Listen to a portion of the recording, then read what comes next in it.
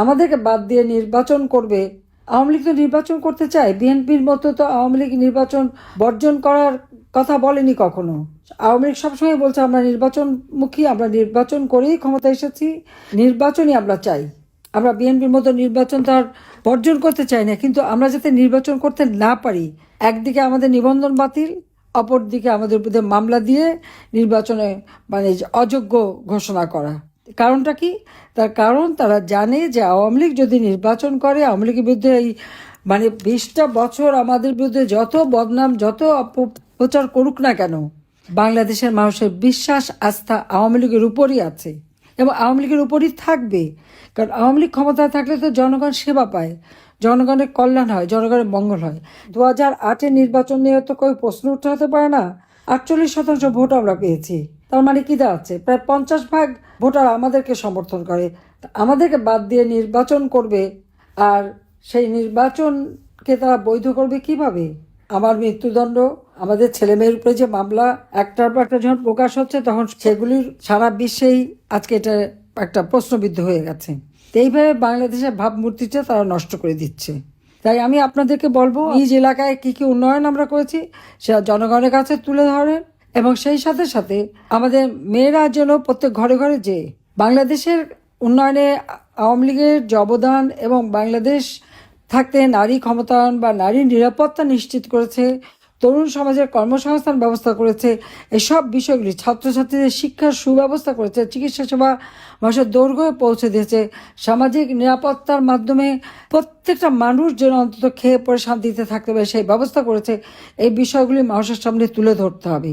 কারণ আওয়ামী লীগ জনগণের সেবক, আওয়ামী লীগ আসলে জনগণকে দেয়, আর বাকি যারাই এসেছে তারা নিজের লুটপাট করতে ব্যস্ত। এখন ইউনূস সাহেব তো তার টেলিকমিউনিকেশনের টাকা থেকে শুরু করে সব টাকা কীভাবে বিদেশে পাচার করবে সেই তালে আছে। তো আমার প্রশ্ন হচ্ছে যে বিদেশে পাচার করে খাবেটা কি? তার তো বয়স কম হয়নি, তো সে দেশের টাকা, দেশের সম্পদ বিদেশে পার করে দিচ্ছে কেন? দেশে থাকলে তো তাও দেশের মানুষ পাবে, অথচ সেই তালে সে আছে। ব্যাংকগুলি একটা একটা ধ্বংস করে দিল। যে ব্যাংক, বেসরকারি ব্যাংক দিয়েছিলাম, প্রতি বছর 2-2.5 লাখ তরুণ নতুনভাবে চাকরি পেত। প্রচুর বিনিয়োগ আসছিল, সেই বিনিয়োগে আমাদের ছেলেমেয়েরা চাকরি পেত। ফ্রিল্যান্সিংয়ের মাধ্যমে বিদেশে কাজ পেত, বিদেশে যে চাকরি করার সুযোগ পেত। আজকে প্রায় বিদেশি সমস্ত ভিসা বন্ধ, এখন আর কর্মসংস্থানের জন্য যেতে পারে না। জাতিসংঘ শান্তিরক্ষা মিশনে আমরা 1 নম্বরে ছিলাম শান্তিরক্ষী বাহিনী হিসেবে, আজকে আমরা হারিয়ে গেছি। এখন আর ডাকে না, উল্টো যা ছিল সব ফেরত পাঠিয়ে দিল। এই কিছুদিন আগে আপনারা দেখেছেন কঙ্গো থেকে আমাদের সম্পূর্ণ পুলিশ কন্টিনজেন্ট ফেরত পাঠিয়েছে। এখন আর নতুন কোনো জায়গায় বাঙালিকে ডাকে না। গোপালগঞ্জে গণহত্যা, রাস্তার মধ্যে ফেলে বুট দিয়ে গলা চিপে হত্যা, এইভাবে মানবাধিকার লঙ্ঘন, ইউনূসের হুকুমে এই হত্যাকাণ্ডগুলি ঘটেছে। অন দ্য স্পট গুলি করে 4 জনকে হত্যা করে ফেললো, আর সেই সাথে ছাত্রসহ, আর পরে আরও 2-3 জন মারা গেছে। এখনও কয়েকজন আহত অবস্থায়, তাদের যে কোনো সময় মৃত্যু মুখে।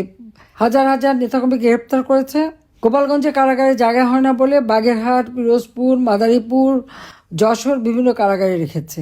প্রত্যেকের বাড়ি বাড়ি যে হামলা, নির্যাতন, সারা বাংলাদেশে এইভাবে নির্যাতন চলছে। তারপর আমি বলবো যে জনতার শক্তি বড় শক্তি। কাজে এই বারবার বসে বসে মান্নাকে সকলে এক হয়ে, ঐক্যবদ্ধ হয়ে যার যা কিছু আছে তাই নিয়ে রুখে দাঁড়ান।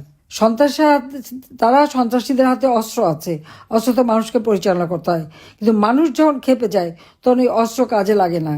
তার জন্য আপনাদের সবাইকে এখন এক হতে হবে।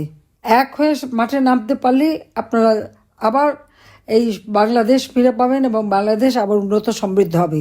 আমি আছি আপনাদের পাশে, আপনাদের পাশে থাকব। আমি সবাইকে বিজয় দিবসের শুভেচ্ছা জানিয়ে আমার বক্তব্য শেষ করছি। খোদা হাফেজ। জয় বাংলা, জয় বঙ্গবন্ধু। বাংলাদেশ চিরজীবী হোক।